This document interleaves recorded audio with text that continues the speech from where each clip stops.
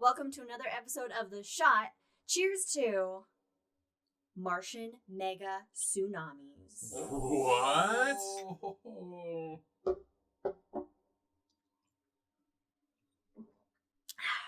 Oh, okay. That was pretty nice. There's a lot in there. Yeah, there was a lot, but it was good. That was really good. All right. Martian mega tsunamis. Okay, so new research suggests a mega tsunami swept over Mars after an asteroid impact. In fact, there were two. There were two asteroid impacts causing two mega tsunamis. So, we've sent a lot of spacecrafts to Mars to have eyes on Mars and research Mars. And so it's fairly well known now, or the evidence has, all the evidence collected has suggested that Mars had a liquid water ocean on its surface in the past, a long time ago. Now it's a cold, dry, barren wasteland, but in the past, it had an ocean. Sounds like my ex-wife. I don't have an ex-wife. It sounded funny to say.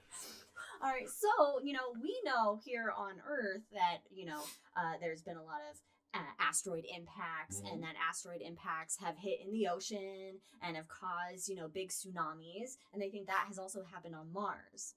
So, the research suggests that there were two impacts that caused a pair of mega tsunamis 3.4 billion years ago. Wow. So early solar system, right? The first impact, the tsunami covered 309,000 square miles. And the more recent one, so to speak, covered 386,000 square miles. So the first impact may have created the Lomonosov crater, which is a crater that's 75 miles wide.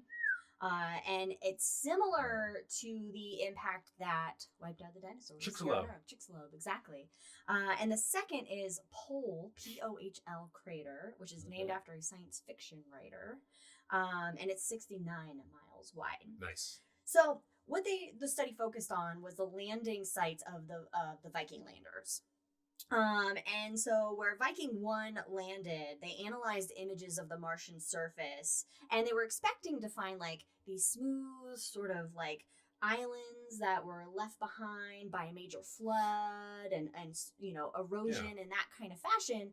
But what they ended up finding was just this boulder-strewn plain.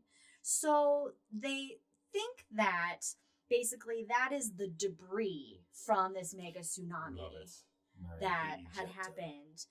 And so they were looking for these craters under this like old ocean residue, essentially. And they simulated different impacts that could have happened in the region based on if there was heavy strong ground resistance for the impacts or weak ground resistance.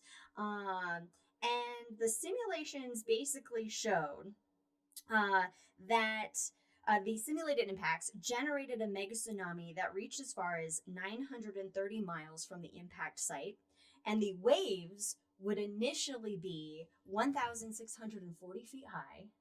So it's like an 80-story building or some bullshit. And then 820 feet tall on land. Wow. Which is just, It's like Day After Tomorrow CGI waves. Right? Exactly. Yeah. And so what's really exciting about this research is that essentially the crater would have generated submarine hydrothermal systems that could last tens of thousands of years. And what do we know about submarine hydrothermal systems here on Earth? Life! Exactly. That energy and nutrient-rich environments that were created then could have helped life actually maybe arise on Earth or come together on Earth. You mean Mars? On Mars. Obviously, Earth-like planet, early days. Sure. Versus where wiping out the dinosaurs and stuff. Maybe these mega tsunamis, the impacts, helped life maybe come along before it was eventually wiped out in some way, shape, or form. The mega tsunamis really helped life find a way. They helped life find a way. Exactly. Well, they're kind of like supernovae in a way, in that if there was life there, that's gone. Well, it's gone now. Well, no, it would have. It would have been gone. It would have been wiped out. Yeah, exactly. Yeah, but then it also creates. There is no creation without destruction. Exactly. There you go. So, it's really fascinating to think of Mars as being so dynamic in the past. Right. You know, because, you know, we look at Mars and we just see this, you know, dry, dead, you know, red planet. Until we sent InSight. Yes, and there's a lot of activity happening, a lot of Mars quakes, and then we've found that there is, like, you know, a lava or some sort of, like, thermal, you know, generation happening in pockets under the surface. But what is causing that, because its core is cold and dead now. Like, there shouldn't be any kind of convection happening or anything like mysteries. that. Yeah, so a lot of mysteries on Mars as well as ghosts on Mars. So I guess we gotta go there. We gotta go there. We gotta go there. We gotta check it out. What are you doing next week? Want to go? Yeah. Okay. I'm down. Cool. You down? Yeah. You down out there? I'm not going anywhere. Cosmos audience?